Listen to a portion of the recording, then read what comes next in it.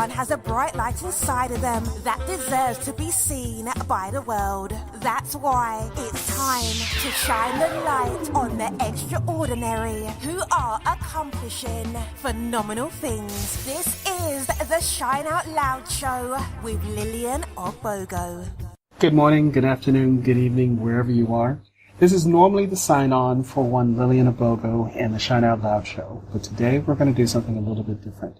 Today we're going to actually talk to Lillian about the show and to see what it is that drives her to do the show that she does, as well as some of the little background pieces that we don't necessarily get to see on a daily basis. So, without too much further ado, I would like to present to you the creator, the presenter, and the voice for the Shine Out Loud show that we are accustomed to hearing on a semi-weekly basis on Wednesday evenings, Ms. Lillian Ogbogoh. Hi, y'all. Hello, Lillian. Hi. Thank you for coming. You're welcome. Willingly.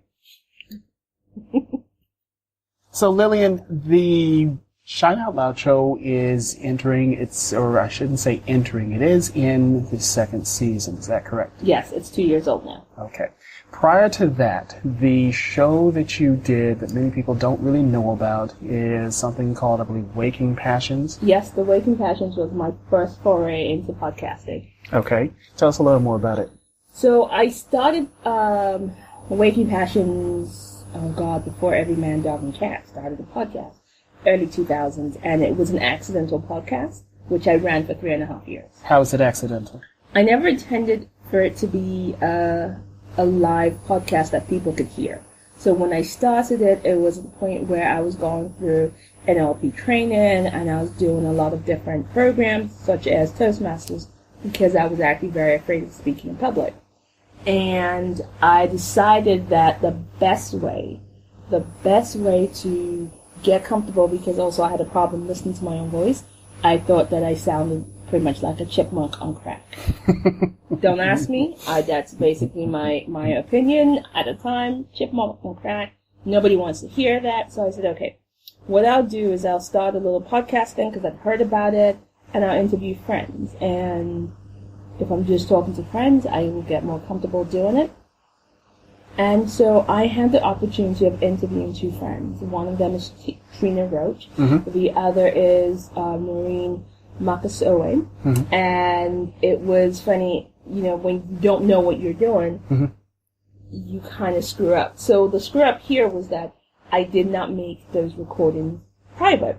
And then I think after doing those two recordings, I think 2 weeks later, I get an email from somebody going, "Hi, I'm the publicist for Clint Pierman. He's just published this book in the States, and it's almost like a love letter to his daughter, telling her about life, about the 12.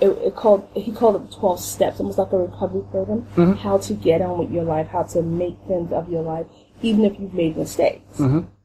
And she's like, "Oh yes, and he's just published this book, and he's listened to your podcast, and he would love for you to interview him." And I looked at the email going, I'm like, yeah, whatever. These people are crazy. They don't know. I don't know what I'm doing, so they don't know. Mm-hmm. And I'm like, okay, let's see what happens. I go, yeah, sure. I mean, hey, if they don't know that I don't know what I'm doing, I'm not going to tell them. So I wrote back, going, yeah, I'll gladly do this. If you send me a signed copy of the book for me to take a look, because, I want to have a sense of what the book is about. Right. Thinking they'll be like, okay, yeah, you're just a feisty little heifer, so go away. Right. A week and a half later, a book lands on my doorstep, and now I'm like, so this is happening. Mm-hmm. I have to first read this book, and then I have to interview this person. Mm-hmm. So I read the book. Well, I skim read, and I took the important bits, and then I said, okay, yeah, sure, I'll interview you. That's fine. Here are my dates. Here are the times. And bearing in mind he was stateside, so I was like, this is the time that I'll do it. Mm-hmm. And after interviewing him, 3 years later, I'd literally interviewed everyone. I've interviewed someone from every continent across the globe. I think the only place I hadn't interviewed someone from at the time of someone being in the place is interviewed someone live from Africa. Huh? Somewhere in Africa. That was the only place I hadn't interviewed anybody. I'd done the U.S., I'd covered, so North America, I'd covered Europe, I'd covered South America, and I'd done Australia and Japan. So I pretty much crisscrossed the whole globe. And then I got to point 3 years in, I was like, okay, I'm done with this. Because it was just at the point I started, podcasting was not a thing. And doing it all by myself and having to learn the tools, having to learn to understand sound, having to learn sound editing. You know, there were times I was doing everything and not knowing what I didn't know and learning as I was going along. And I decided that I needed to step away and do some other things. And then realizing that I think 2 years afterwards, the whole podcast explosion had happened, and I was like, well, whatever, it's, you know. I realized that I missed the connection that I had when I interviewed. And a timely conversation about mainstream media and how when I say we, I'm talking about how people of black and mixed ethnic origin, people of, you know, Asian origin, how we are represented by the mainstream media. And there was a whole key theme of things. And it was a whole session where watching certain media, certain things where the microaggression against black women, how black people are portrayed. And I kept saying, oh God, I'm so sick of the media portraying black people in this light. And so why isn't the media portraying this? And, you know, where if it's a case of, you know, we do not hear of enough amazing things that black people do in terms of contribution in business in certain industries. And I go, wait, I don't need the media to do anything. If I want representation, golly, I know how to do it. I've done it before, you know, and I felt that I was capable at it. So if I want to have those conversations that inspire me, then, or hear those conversations that inspire me, then the only way I was going to do it was create those conversations myself. So, in a long-winded word, that's how we went from Waking Passions to Shine Out Loud Show. Okay. All right. So let me go back to Waking Passions for a quick moment, because you did say something about you did it primarily by yourself. And so I guess along the way that you run across various types, I should say, of difficulties. So speaking specifically about Waking Passions, what were some of the issues that you recall running across in terms of, let's not specify, let's say, guests, but the stuff that happens in the background that people don't necessarily see? Oh, I think the main thing is, it's always, and it's still my biggest bugbear, is sometimes my issue with technology. I love technology, but some days I loathe technology because you could decide, yes, it's going to work this way, and technology is like, here, hold my beer, I got something to show you. And there's nothing you can do about it than sit in a corner and go, and rock gently and go, okay, it's going to get better the next one. And I think specifically, I remember once this was so bad. So, because the shows, and this is why the show Shine Out Loud is on Wednesday, I did it primarily on Wednesday. I did not go out on Wednesdays because it was just too stressful to try and make sure that I manage everything, be home on time, bam, to record the show, make sure I do all what was required of me. And one of the strangest days was I had gone somewhere. I had to be at a meeting. I can't remember where I'd gone. And I remember being in a cab, and it was 45 minutes to the show, and I'm in a cab, and there's traffic. And at this point, I am praying to God to not, this cannot happen this way. And I remember actually starting the show on my cell phone, and this is way before cell phone coverage and, your IT infrastructure on your phone was really up to scratch. Right. And then rushing in and then trying to get everything onto the show started on my laptop. And I've had days where the laptop has been acting fine all day. 20 minutes to the show, my laptop is like, hold my beer. I got something to show you.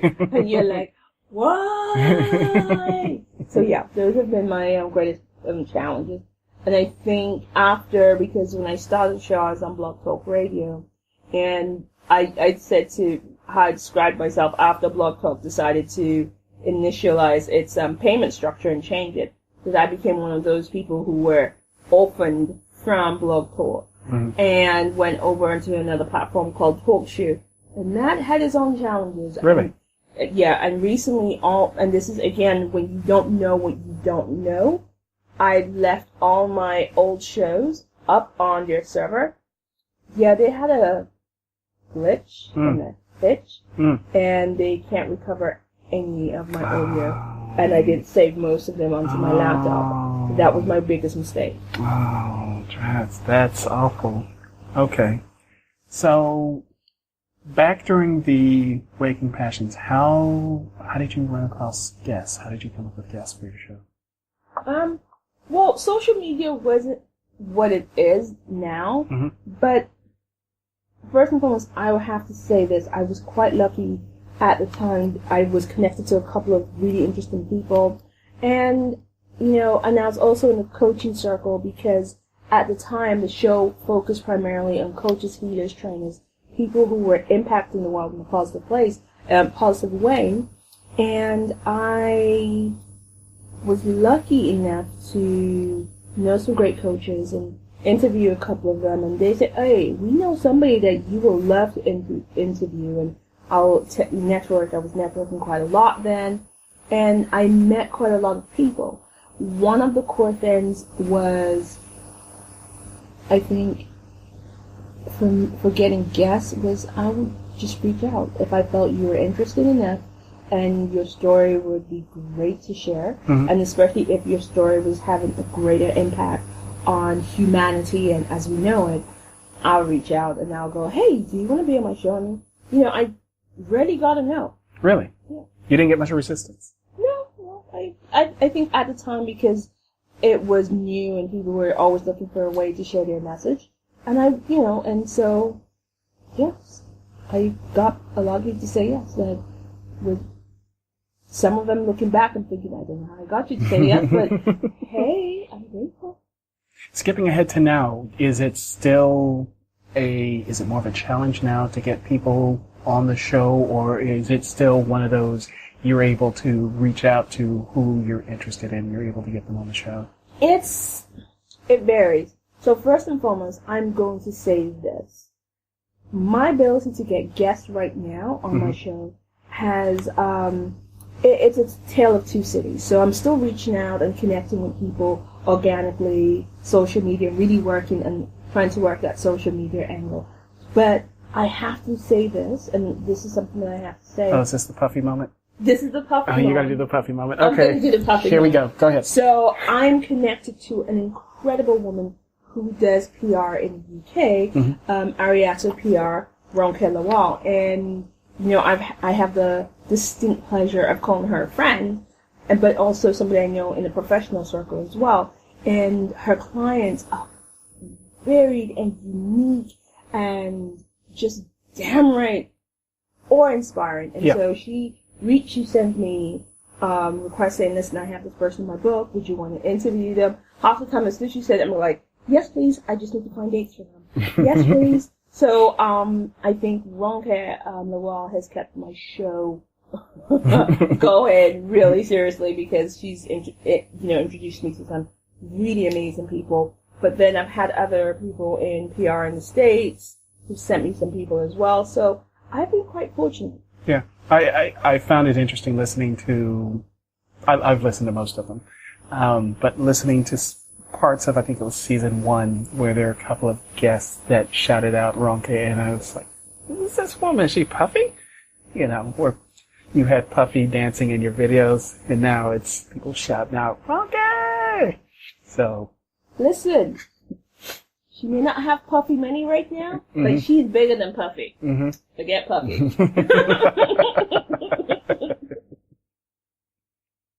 So, Going back to Waking Passions, if I may, for a moment, you had a variety of guests on the show. Were you pretty happy with the type of guests that you had on the show? Like, was it representative of what you felt at that time that you wanted to display? Yes, because I wasn't focused so much. The show wasn't focused the way Shine Out Loud is right now. The focus of the show were coaches, trainers, and healers, people who were making a positive impact on the world. And I had people that were doing things that were unique and strange. And whether, some people, it may not sit well with their religious beliefs and stuff like that, they were making a powerful impact. There are people who are talking about, self-love for women. There are people who were talking about healing the world one orgasm at a time. There are people who were talking about slow sex. I had people talking about empowerment. I had a guy who realistically just, I can't even find words to describe him. Remember John, and he had half a body. He rolled around on a skateboard, and he made some really off-color joke, Aussie guy. And he goes, yeah, when he goes on holiday, his wife packs him in a suitcase. And I'm like, oh gosh. But the work that he does globally, he goes around the world talking about if a guy with half a body on a skateboard can do this, there is nothing that you can't do. Yeah. I spoke to tachyon healers who spoke about the fact that we need to be more aware about the frequencies we have in our home with constant, technology in our bedrooms, encroaching in our personal spaces, and how we can heal with tachyon fields and tachyon energy. And it's funny where people, oh God, this is New Age BS. But tachyon energy and tachyon fields are constantly being talked about. And in the science community right now, nonetheless, I had people talk to me. I've had some really amazing guests, so I can look back and say, yeah, it was a good run. I even remember I had one of the first contestants that won the Drag Race, RuPaul's Drag Race. Oh, nice. Baby Sahara Bennett. And she slayed. She slayed on the show She slayed all over the place. And this is way back before we started using the word slaying. She was slaying. So yes. Nice. Very nice. So you had time away from the Waking Passion show, and you were called to action to restart, or to actually put your toe into what is now considered the podcasting world. Tell us about the initial incarnation of the Shine Out Loud show. So when I got the idea, and I felt, you know what, I don't want to do the ranty show where it's just my voice. The idea of doing a podcast where I'm just talking, to me sounds like verbal masturbation. Because you don't know if anybody's listening, and you don't know if you're connecting. Right. And then I was like, well, I didn't want to just talk to myself. Right. So I decided I wanted a co-host, and looked around in my circle of people. I had some amazing people to choose from, and I spoke to someone else connected with, we started off as a partner show, and he goes on social media as just Tex, and as he says, calls himself the man with a voice and the bow tie. We started the show together, so I created the concept and explained to him, this is a concept, this is what I wanted to share, and we started as a co-hosted show. Sometimes things don't work out the way we intend, and we parted company, and Are there any challenges in trying to go from someone who has done their own show for multiple years to trying to share doing a show with someone else? There are always challenges, especially when you're starting something different, and I think, this is what I say to anybody that's going in to do a partner show. You both have to make sure that you are very much lined up. Because if it's just one person's vision and they're taking you along, and you have different idea and intention of what you think it should or shouldn't be, it may not work out in the long term. Right. So, and just to make sure, I think the one thing that I didn't do in that process was do the check-ins. Mm-hmm. So, in partnerships, whatever it is, be it personal partnership like your relationship, be it business partnership, always check in, even if it's 6 weeks in. Go, mm-hmm. Hey, are you happy? Is this what you expected? Is this the picture that you saw in your head when I told you this vision? If it's not, how can we make it work? I didn't do the check-in because, again, you don't know what you don't know mm-hmm. until you're like, now I've learned it. So, mm-hmm. so yeah. Okay. So the show went into a brief hibernation, and then it wasn't necessarily rebranded, was it? No. It was just slightly modified. It wasn't rebranded, and it wasn't really a hibernation. So when we decided we were not going to be partners anymore in the show, we then just wrapped up that season that we were series we were doing, mm-hmm. and then I took a brief break. I did the rebrand because just altered the brand a bit, and then started up another series within that season, and just continued from there. So at this point, when you were originally doing the first version of the Shine Out Loud show, you had, I believe, some sort of, I guess one would call it an assistant or some assistants at the time. And since then, you've kind of done the show by yourself. Yes. So when we started, we originally had an intern, and which Nicoletta. And Nicoletta was a student living in the UK, Italian student living in the UK. And yes, so I had an intern working on the show. I lost her to the BBC. Not that I'm bitter at all. Not bitter at all. Not at all. BBC, you stole from me. Let me just let you all know, y'all stole from me. But I could not deny Nicoletta, right.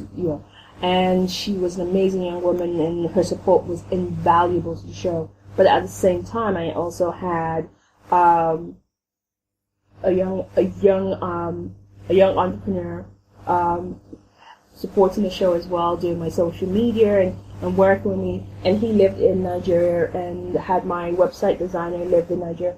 So I was working with a lot of international support at the time creating the show. So lost some of that support, but not the friendships, and so it was for a brief period. And I have done the show a lot by myself. And how does that work? It's a challenge, but it's not been solely by myself. I mean, you've been a great support as a researcher, mm-hmm. Recently. However, the work itself to create the imagery, to create all of that, well, I've created a template, so it's almost a plug and play situation.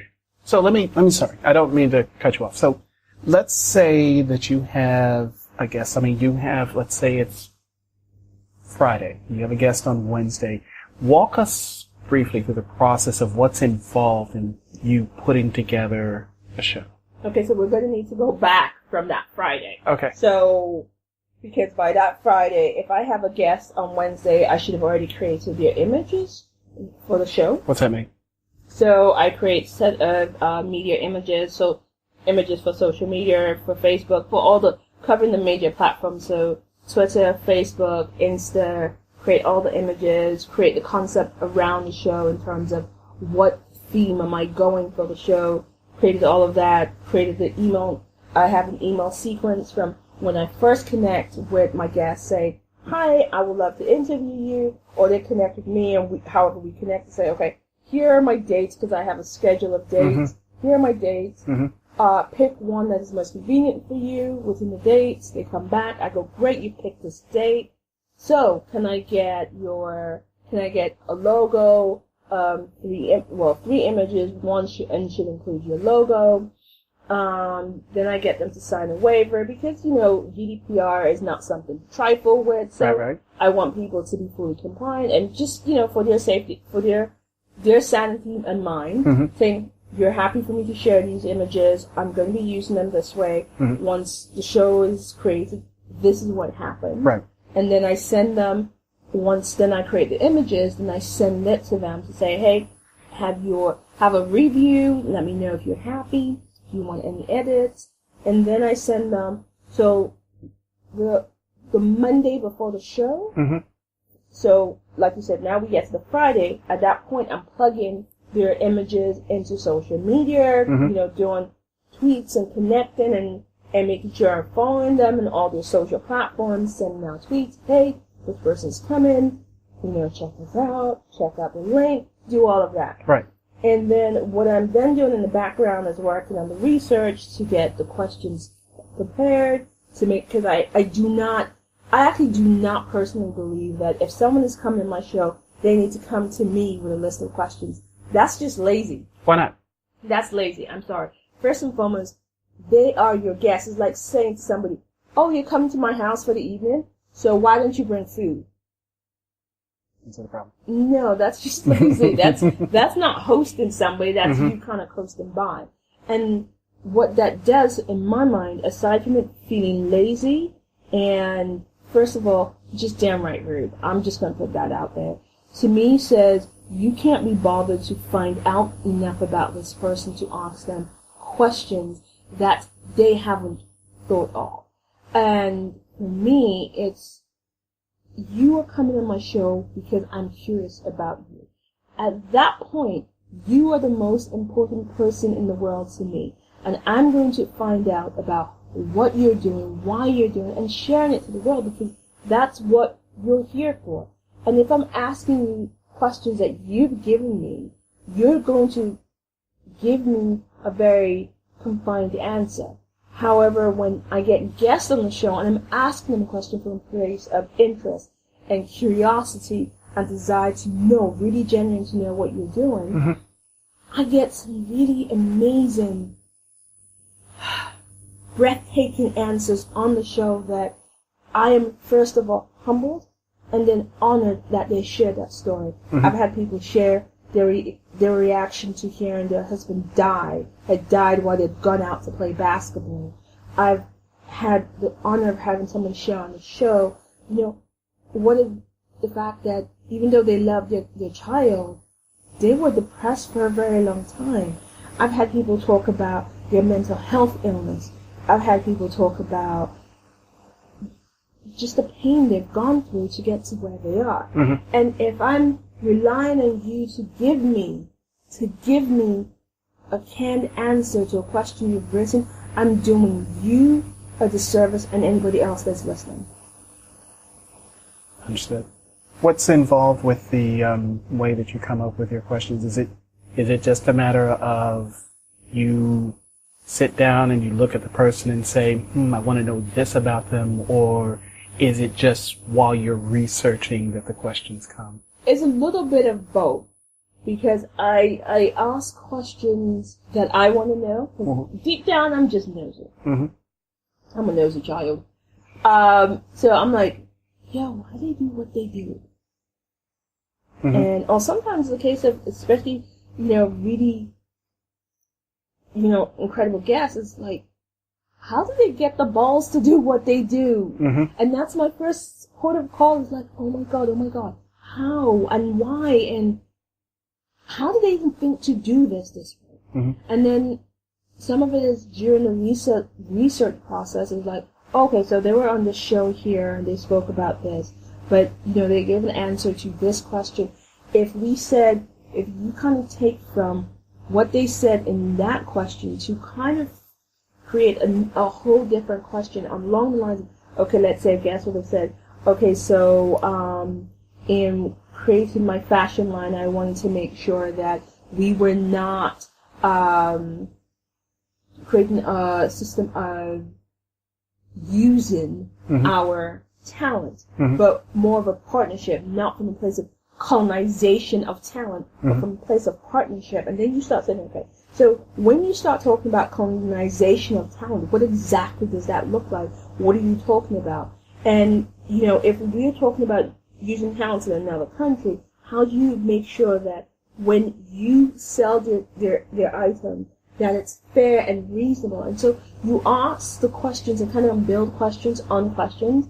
And again, there's some questions that I always ask all my guests. Mm-hmm. But it's really, I try to work on an idea of it's you, it's your brand, and it's what you do. And how are we shining the light on what you do? So that's how I look at it, and that's why I do the research. You don't ask, how do I put this, gossipy questions. You seem to focus more so on your guests' business or accomplishments. You don't really delve into their personal life. What's that about? Well, sometimes it depends on the guest, and we don't do it's not like we're not trying to find out about your personal life. There's certain times that we get some personal tidbits, but the purpose of the show is called Shine Out Loud. And I want to focus on your accomplishment and what you're doing. And I really want to shine the light on your business. I really want to shine the light on the person who's created it. So the story of how you got to where you got to, the story of why you do what you do, from the place that, that wakes you up, or from the place that you say, you know what, I've had some dark days so badly that getting out of bed is what's actually painful. I want to focus on those stories, because in between those stories, then we talk about, spending a day in bed because you can't get out of bed. But so you spend your day in bed eating Ben & Jerry's and pretending the floor is made out of lava. And, I can relate to those stories because I call them lava days. Mm-hmm. You're serious days. Mm-hmm. You're hurting, but you're like, okay, so the world is made of lava, my bed is the only safe place. And you kind of have those conversations. Mm-hmm. So the day of the show, are you nervous? Yes, no, and maybe. So sometimes sometimes I'm so in awe of my guests that are coming on, and I'm having fangirl moments all throughout the day, thinking, oh my god, oh my god, oh my god, I have no idea what the hell I'm saying to this person. I have no idea what I'm going to sound. My tech is going to do something really strange, or, and I have those moments. And there's sometimes I have moments where I'm like, yeah, I'm so excited, I'm going to interview this person. I think when I had to do the interview with Karen White, I'm not sure how I kept any level of cool. And so interviewing Karen White was like, oh. Trying so hard not to sound like a 5-year-old. I think I failed. I think I failed at that. So sometimes I am, and days where I'm not I won't say nervous. It's just it's an energy, and for me, whenever I'm getting in front of the mic, my first thought is, I hope I do the person on the other end justice. I hope I do a good enough job, and they feel honored. They feel like I cared about their story. Mm-hmm. And so whenever I'm really kind of, is always because I'm so concerned with making sure that when I'm speaking to whoever I'm speaking to, that I am doing them justice. Do you have interviews that surprise you? That going in, you have one expectation, and during the interview, you're just, oh, I didn't expect to learn this, or I didn't know. Always. People Okay. surprise me. Yeah. Always. And I've interviewed so many people, and it's funny, you go and say, okay, these are my several questions, and this is what we're going to talk about, and I know everything that they've been doing, and then they'll say something, you're like, sorry, what did you just say? And and I think, and this is one of the reasons why I love to do my podcast without video, because then I don't have to try and get my face together, because they've said something and my face goes,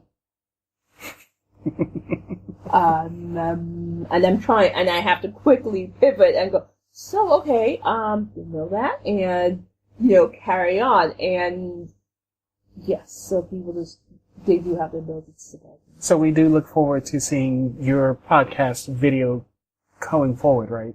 Well, I mean, it's really hard because there's part of me that really loves the fact that I can do my podcast in pajamas. Really? Yes. Okay. So with each of your podcasts, there comes a moment where you are asking your guests what their Shine Out Loud moment is of the week. So loud moment. Okay. So loud. I apologize. So loud moment of the week. What is the so loud moment? And for you this week, what is your so loud moment? Oh, this is unfair because I haven't had time to prepare. Good. So the so loud moment started when we started the show originally, when we started the Shine Out Loud show, and what I wanted it to be was like a virtual clap out to people, person, or thing that has made us proud in the community. And I remember it was a time when Hidden Figures came out. Yes. Hidden Figures came out, and they were snatching up awards like they were snatching wigs. And I was like, yes, women, yes, snatch those awards. And then I remember it was also around the time that Viola Davis, she was there with them, snatching up awards. And especially the reason why that just struck me. And so we started the So Loud moment with giving clap out to Viola Davis and the entire cast, the female cast of Hidden Figures, was it smashed the notion and idea that black women could not lead a movie that will be financially successful. And so after that, it's like, I'm sorry, say it again.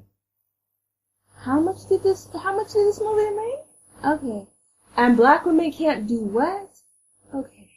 And so I had to do that So Loud moment.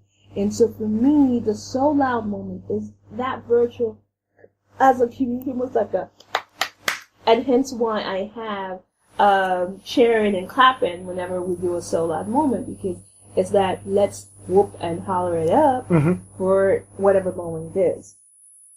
Now, my So Loud moment of the week. This is unfair because I would want to shout out my last guest, Bayo Adelaja, because of Do It Now. First and foremost, I'm gonna say that this woman is, as the youths will say, she's just low key lit because she is so brilliant, so clear in what she does for other businesses to help them get focused on how to do the business of their business. But she does it with such an aplomb and such an ease that she makes it sound like she's talking about getting a cup of coffee. Right. I mean, this is a woman who's been a subject of a TEDx talk. Most people I talk to have given a TEDx talk. She is the subject of a TEDx talk. And you're like, yeah, okay, this is different. And let's see, what else is the So Loud moment of my week? There's too much to talk about. But I think spending time with friends and loved ones, will make my list this week. Spent time with a friend of mine and her husband and my partner, and that was just actually, when you have those really low-key days that are really, that's all you need. Those days where it's just absolutely fun and mayhem. Excellent. So I guess that will be a So Loud moment. I hope that I do this the way that you do.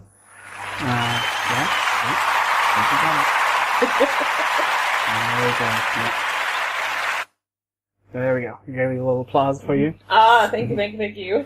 So, what do we have to look forward to coming up on the Shine Out Loud show for the rest of the season? Are there any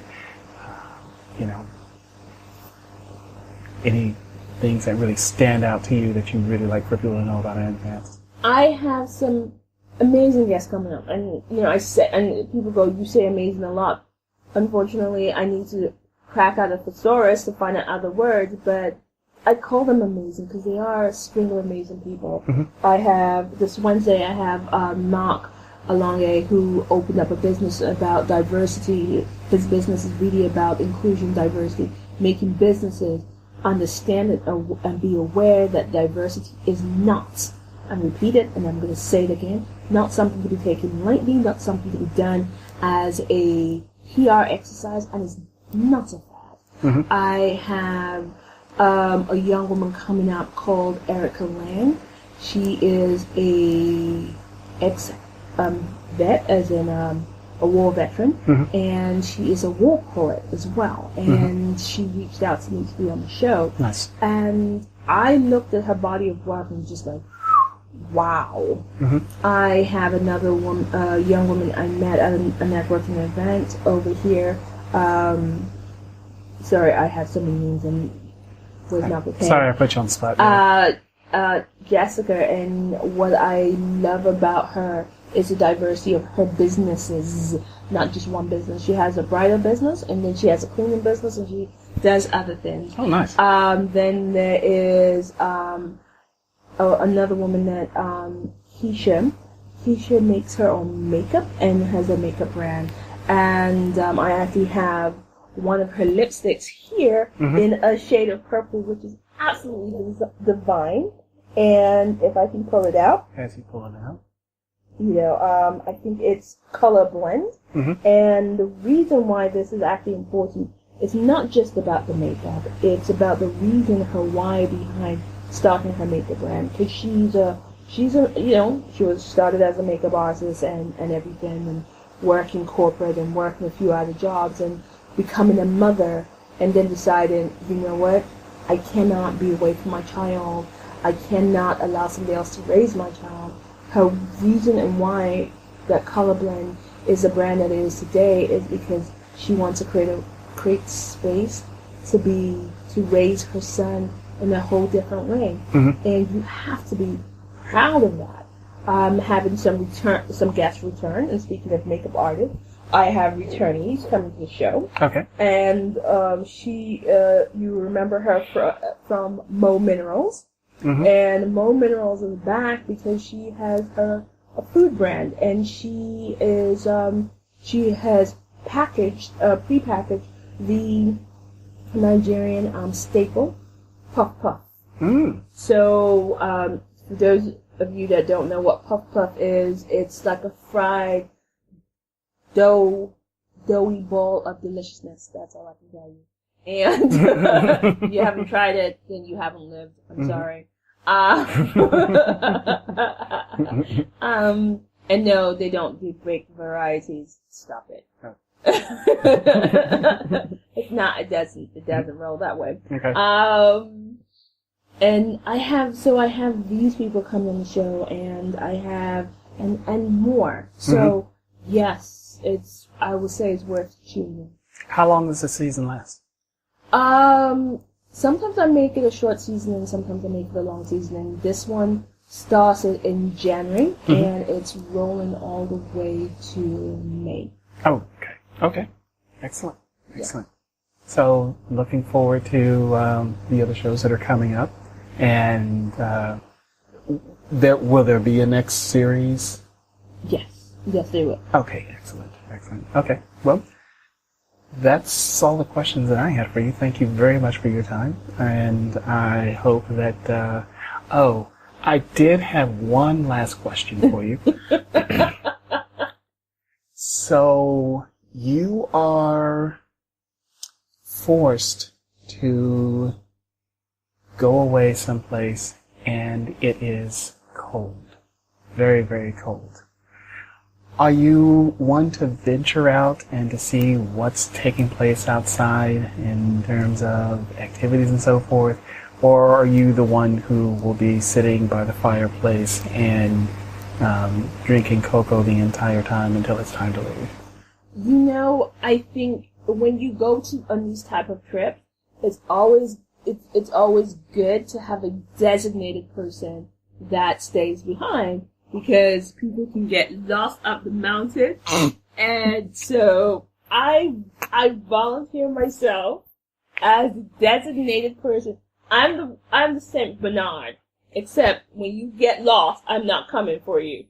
I'm telling folks that you're lost. Then you're not the Saint Bernard. I am the Saint Bernard that is staying by the fire to inform people, and then also be the one that will call your family, tell them not to go up the stupid mountain, but they did, and now they're lost, so folks are going to find them. I'll keep you informed as soon as I hear anything, as I'm sipping the cocoa. Lillian Ogbogoh, it's been a pleasure. Thank you very much for your time. You're welcome. And good luck with the rest of the season. Thank you. Thank you. This is a wrap. Thank you very much. Thank you.